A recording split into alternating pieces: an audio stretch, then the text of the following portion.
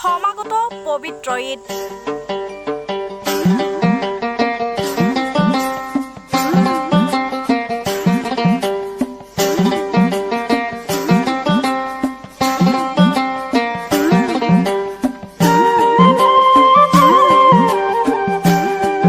ৰাজ্যৰ বিভিন্ন প্ৰান্তৰ লগতে সোণাপুৰৰ চামতাটো দেখিবলৈ পোৱা গ'ল পবিত্ৰ ঈদৰ প্ৰস্তুতি।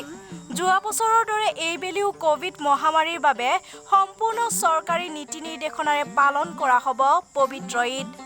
ইছলাম ধৰ্মাৱলম্বী লোকসকলে এইবাৰো সমূহীয়া নামাজ নকৰি নিজ নিজ ঘৰতে নামাজ আদায় কৰিব বুলি উদ্যোক্তাসকলে জানিবলৈ দিয়ে।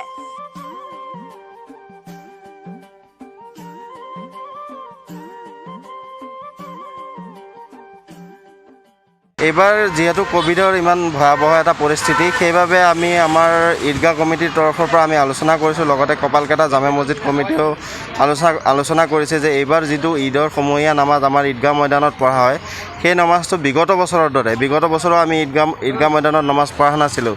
গতিকে এই বছৰো আমি ভাবিছোঁ যে আমি নিজৰ ঘৰে ঘৰে ঈদৰ নামাজটো পালন কৰিম, যাতে আমাৰ কোভিড প্ৰট'কলটো ভংগ নহয় আৰু কোনো ধৰণৰ এই আমাৰ নমাজৰ বাবে কোনো ধৰণৰ কোভিড যিটো নীতি নিয়ম সেইটো ভংগ নহয়।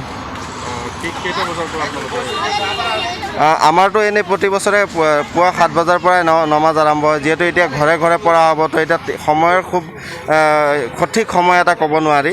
নিজৰ ঘৰত যোনে যেতিয়া সময় পায় ঠিক তেনেধৰণে নমাজবিলাক আদায় কৰিব। সোণাপুৰৰ পৰা আদিত্য বড়োৰ ৰিপৰ্ট, ৰিপাব্লিক আছাম।